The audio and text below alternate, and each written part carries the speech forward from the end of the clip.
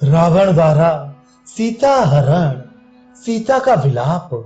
सीता के इस वचन को सुनकर प्रतापी दशमुख रावण ने अपने हाथ पर हाथ मारकर शरीर को बहुत बड़ा बना लिया। वह बातचीत करने की कला जानता था। उसने मिथिलेश कुमारी सीता से फिर इस प्रकार कहना आरंभ किया, मेरी समझ में तुम पागल हो गई हो, इसलिए तुमने मेरे बल और पराक्रम की बातें अनसुनी कर दी हैं। अरे मैं आकाश में खड़ा हो इन दोनों भुजाओं से ही सारी पृथ्वी को उठा ले जा सकता हूं, समुद्र को भिजा सकता हूं और युद्ध में स्थित हो मौत को भी मार सकता हूं। काम तथा रूप से उन्मत्त रहने वाली नारी यदि चाहूं तो अपने तीखे बाणों से सूर्य को भी व्यथित कर दूं और इस भूतल को भी विदीर्ण कर डालूं। मैं इच्छानुसार रूप धारण करने में समर्थ हूं, तुम मेरी ओर देखो। ऐसा कहते कहते क्रोध से भरे हुए रावण की आंखें, जिनके प्रांत भाग काले थे, जलती आग के समान लाल हो गईं।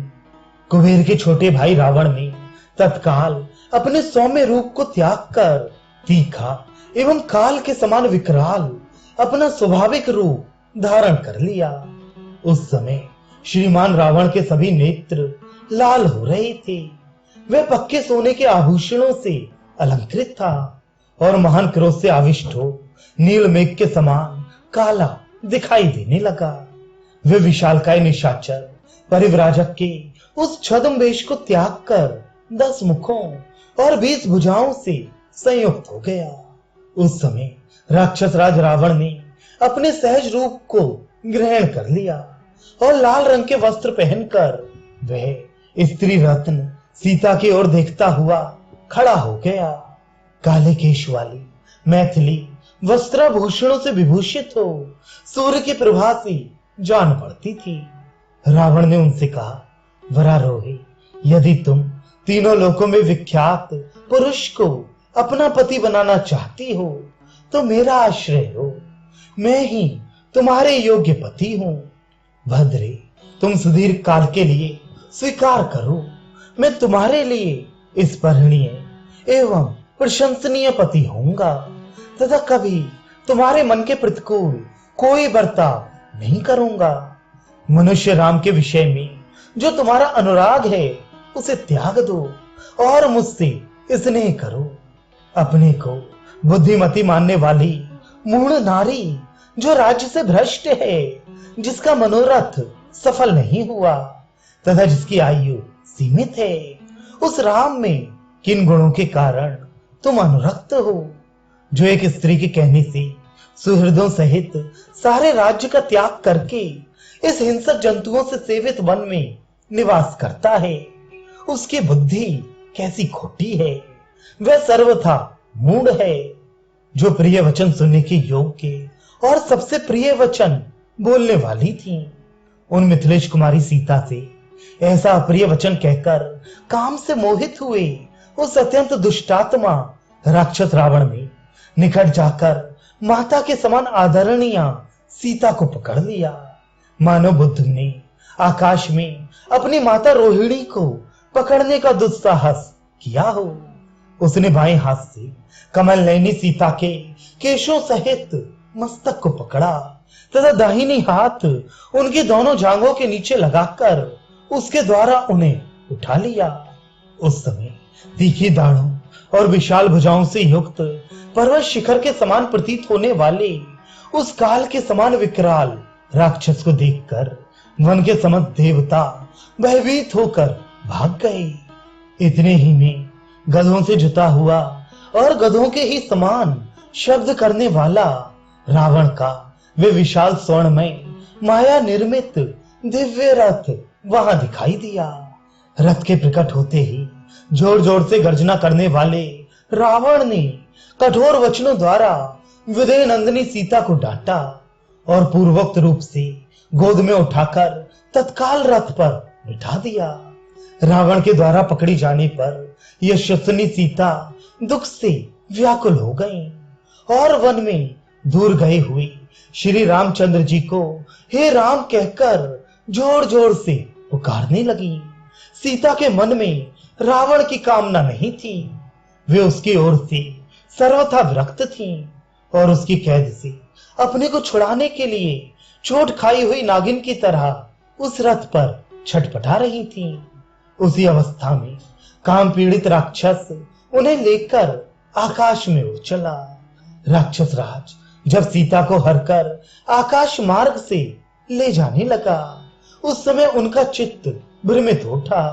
वे पगली सी हो गईं और दुख से आतुर सी होकर जोर जोर से विलाप करने लगी। हाँ महाबाहु लक्ष्मण, तुम गुरुजनों के मन को प्रसन्न करने वाले हो। इस समय इच्छानुसार रूप धारण करने वाला राक्षस मुझे हर कर लिए जाता है, किंतु तुम्हें इसका पता नहीं है। हाँ रघुनंदन, आपने धर्म के लिए प्राणों का मोह, शरीर का सुख तथा राज्य वैभव सब कुछ छोड़ दिया। ये राक्षस मुझे अधर्म पूर्वक हर कर लिए जा रहा है, परंतु आप नहीं देखते हैं। शत्रुओं को संताप देने वाले आर्य पुत्र, आप तो कुमार्ग पर चलने वाले उद्दंड पुरुषों को दंड देकर उन्हें राह पर लाने वाले हैं। फिर ऐसे पापी रावण को क्यों दंड नहीं देते? उद्दंड पुरुष के उद्दंडतापूर्ण कर्म का फल तत्काल मिलता नहीं दिखाई देता है, क्योंकि इसमें काल भी सहकारी कारण होता है। जैसे कि खेती के पकने के लिए तदनुकूल समय की अपेक्षा होती है। रावण, तेरे सिर पर काल नाच रहा है, उसी ने तेरी विचार शक्ति को नष्ट कर दिया है, इसलिए तूने ऐसा पाप कर्म किया है। तुझे श्री राम से वह भयंकर संकट प्राप्त हो जो तेरे प्राणों का अंत कर डाले। हाय, इस समय कैकेयी अपने बंधु बांधवों सहित सफल मनोरथ हो गई, क्योंकि धर्म की अभिलाषा रखने वाले यशस्वी श्री राम की धर्म पत्नी होकर भी मैं एक राक्षस द्वारा हरी जा रही हूं। मैं जन स्थान में खिले हुए कनेर वृक्षों से प्रार्थना करती हूं, तुम लोग शीघ्र ही श्री राम से कहना कि सीता का हरण रावण कर ले गया है। हंसों और सारसों के कलरवों से मुखरित हुई गोदावरी नदी को मैं प्रणाम करती हूँ। माँ, तुम श्री राम से शीघ्र ही कह देना, सीता को रावण हर ले जा रहा है। इस वन के विभिन्न वृक्षों पर निवास करने वाले जो जो देवता हैं, उन सबको मैं नमस्कार करती हूँ। आप सब लोग शीघ्र ही मेरे स्वामी को सूचना दे दें कि आपकी स्त्री को राक्षस हर ले गया। यहाँ पशु पक्षी आदि जो कोई भी नाना प्रकार के प्राणी रहते हों, उन सब की मैं शरण लेती हूँ। वे मेरे स्वामी श्री रामचंद्र जी से कहें कि जो आपको प्राणों से भी बढ़कर प्रिय थी, वह सीता हरी गई।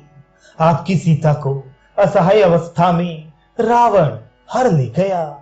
महाबाहु श्री राम बड़े बलवान हैं, वे मुझे परलोक में भी गई हुई जान लें तो यमराज के द्वारा अपहृत होने पर भी मुझको पराक्रम पूर्वक वहां से लौटा लाएंगे। उस समय अत्यंत दुखी हो करुणाजनक बातें कहकर विलाप करती हुई विशाल लोचना सीता ने एक वृक्ष पर बैठे हुए गृधराज जटायु को देखा। रावण के वश में पड़ जाने के कारण सुंदरी सीता अत्यंत भयभीत हो रही थी। जटायु को देखकर वे दुख भरी वाणी में करुण क्रंदन करने लगी। आरे जटायु, देखिए ये पापाचारी राक्षस राज अनाथ की भांति मुझे निर्दयता पूर्वक हर कर ले जा रहा है, परंतु आप इस क्रूर निशाचर को रोक नहीं सकते, क्योंकि यह बलवान है। अनेक युद्धों में विजय पाने के कारण इसका दुस्साहस बढ़ा हुआ है, इसके हाथों में हथियार है और इसके मन में दुष्टता भी भरी हुई है। आर्य जटायु, जिस प्रकार मेरा अपहरण हुआ है, ये सब समाचार आप श्री राम और लक्ष्मण से ज्यों का त्यों पूर्ण रूप से बता दीजिएगा।